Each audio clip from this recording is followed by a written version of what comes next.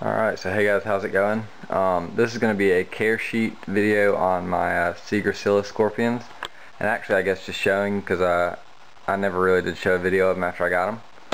So yeah, it's going to be a video on them. Real fast before that, back here are the Gracilis australis. You guys know I've got one. I don't know if I told you, but when I got it, my friend also got a female, so we've been trying to breed them. This is her cage. Normally she has some cork bark and stuff to get under. Since they're breeding, they need a flat piece of stone, so just took everything else and left that out. This is our third attempt at breeding them. The first time they showed a lot of interest but never bred. The second time they didn't even go near each other, and then this time they've already showed a little bit of interest. He's backed off now, but you can see he's going back over there to her, so if any luck we'll do that. So anyway, let me get started. Here's my cage. I try to get some good lighting in here. I've got two lights right over here by it and all the windows open. My house just is not very bright. Here's their cage. It's an Exoterra. I don't know exactly how many gallons this is. Maybe a little bit over 5 gallon if you were comparing it to a tank. Maybe like 7 or 8 or something. I don't know. Anyway, there's one of the C. gracilis. Their actual scientific name is Centroides gracilis. Sorry if I pronounced that wrong. People just say C. gracilis for short. Its common name is the Florida bark scorpion. With insects, it's really smarter just to learn the common name. I mean, the scientific name. Common names get really weird, especially when you, like, australis is the yellow fat-tailed scorpion, but there's also like 30 other fat-tailed scorpions.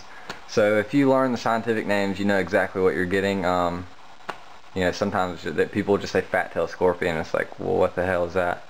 So anyway, this is their cage. It's just got some cork bark. See, it's got some pothos in there. Cork bark is very important because they are semi-arboreal species. You can see that one's up there. I think if you look on the back here, yeah, there's one back there.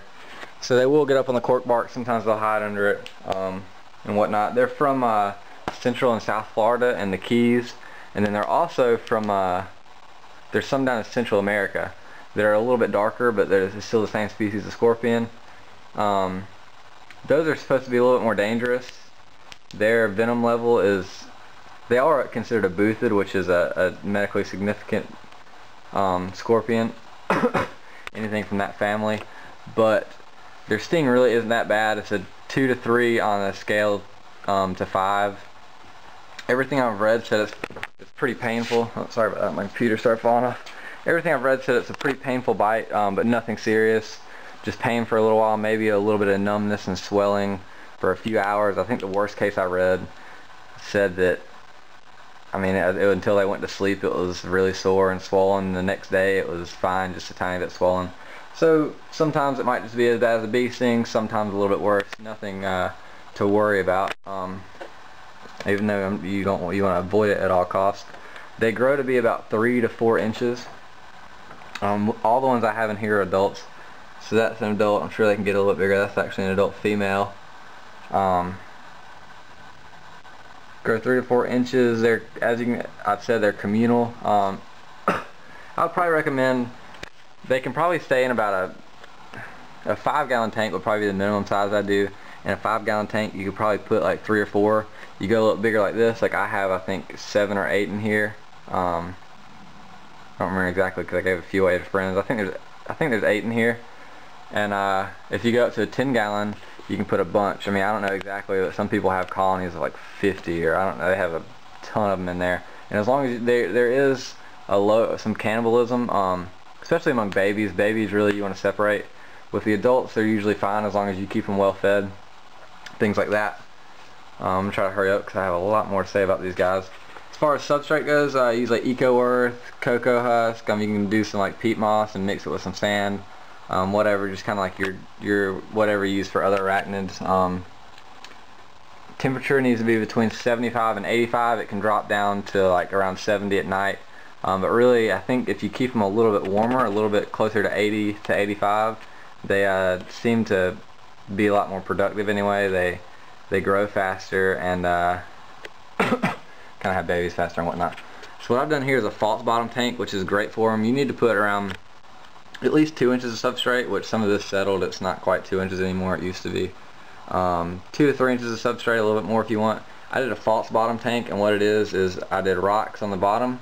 Then you can just put the substrate straight on top of it. What I did was I got some like just some screen and put a layer of screen so that the dirt doesn't mix in there too much.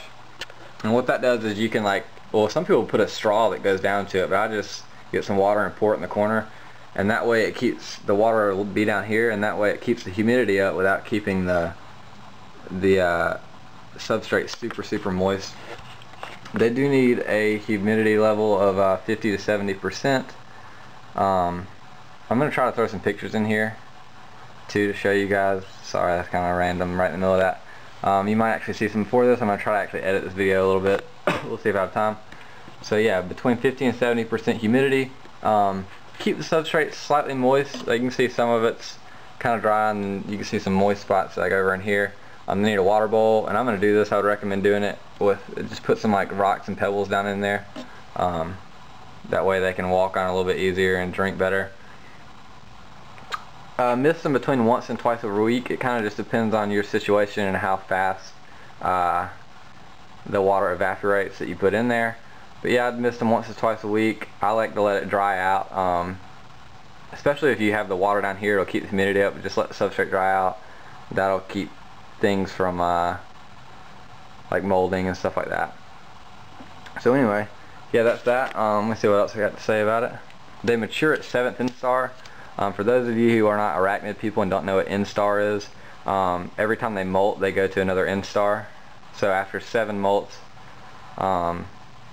these guys will be mature. Actually, I think some males can mature around 6 instar, stuff like that. But anyway, 7 is the usual one, and they stop molting after that. Females have between, their gestation period is 6 to 8 months, which is a pretty long time. I'm not sure what factors, maybe if they're kept a little bit hotter, their gestation period is a little shorter. I'm not really sure. And they have between 15 and 91 babies, which I really think probably you're going to get more on average between like 15 and 30 babies. That's what I would guess. When I got these, they were, all the females were already gravid. I've had some babies, and actually in this tank over here, you're not going to be able to see me. I'll get some pictures. You can kind of see her under there. There's a female that has a good bit of babies on her back. I'm thinking it's probably kind of a lower number, maybe around 15 or 20. But I separated her. You can leave her in here and let the babies eventually crawl off in here, but there's a good chance they'll get eaten. If you separate the female, there's a better chance that the babies are going to survive.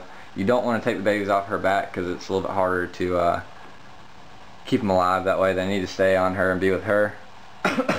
Sexing. Females, let's see here. When you're sexing them, males have a longer patassimus. I'm sorry, I'm going to butcher these words, which is just a scientific kind of name for their tail. You probably learned this in biology at some point in middle school, which a lot of us don't remember that anymore. It's been so long. But scorpions have 3 parts of their body. They have the cephalothorax, which is the head, the mesosoma, which is the abdomen, and then the metasoma, which is the tail. So males have longer tails, and then they also have longer, thinner bodies. So it's fairly easy to pick out. If you want to, you can count on the underside of scorpions. They have pectines. Let's see if I can get y'all some more interesting shots instead of just having to listen to me talk and look at nothing. They have pectines on the underside of them. Maybe I'll be able to find a picture and throw it in here of some pectines. They look kind of weird. What pectines are is a sensory organ to help them, I guess, feel kind of stuff around. See, here's the female. You can see how fat she is. Probably gravid. And there's some down here. But if you want to do a pectine count, there's actually a difference between male and females. There's another one down in there. Let's see. Females have between 30 and 36 pectines, and males have between 25 and 30 pectines. Yeah, 25 and 30. So I guess if they have right on 30, it's kind of hard to tell if it's male or female that way. But that can be a more accurate way of sexing them than just looking at the body, especially if you're not used to doing it and don't know, how fat they usually are or whatever. Anyway, right in here, I'm going to show you guys how I keep my babies. This is actually how I've been keeping these that I have in a little deli cup like this. They do really good in smaller cages. Let me set this down for a second to open this. They do really well in smaller setups. It's easier for them to get to their food and whatnot. Now, this is how most people get bit, and hopefully I won't, or stung rather. picking up the cork bark with your fingers. Like 90% of the bite reports that I've read say that it was from someone picking it up with their fingers. You're not going to be able to see it. There it is right there. When I get my good camera, you'll be able to see that. That'll be great. You pick it up, you don't realize the scorpion's there, and it stings you. Here's what you should do, especially if you're dealing with something like A. australis that could potentially kill you, even though it probably won't. It's going to cause a lot of pain. You definitely want to do this. Just get something like this, pick it up, and just be careful not to do that. That's the best way to do it. You'll avoid getting stung. Almost all stings are just human error, just you not paying attention, getting too cozy with it. Gosh, this video is getting long. Here's another way I keep my babies. I've actually got some Hottentotta in here. But this is how I'm going to keep them next time. I mean, you want to keep them kind of vertically oriented so that they can climb and stuff, but with the babies, I mean, they're so small. I mean, this is like a huge boulder to them.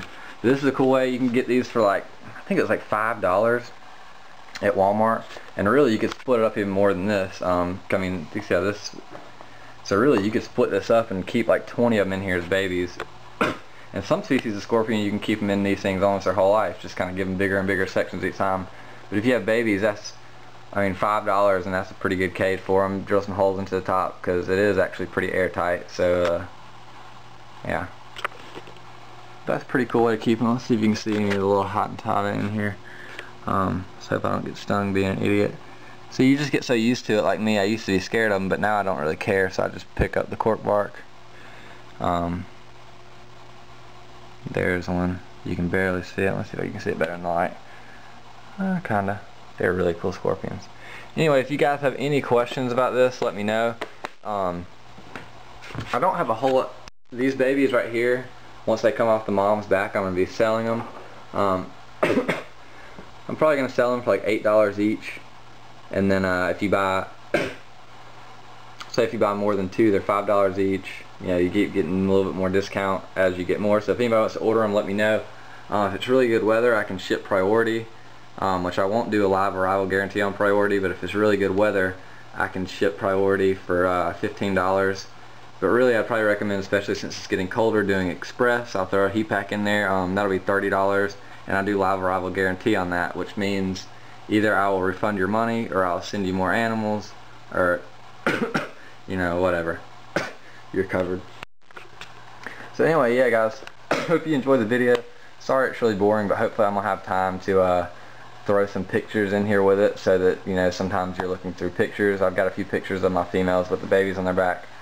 Yeah, sorry this was so long. Anyway, yeah, hopefully I'll do some more videos on scorpions soon, and if any of you guys want to buy some, these babies will be ready in probably like 2 weeks. So, and I have like 1 or 2 extra to sell right now, so if anybody's interested, just let me know.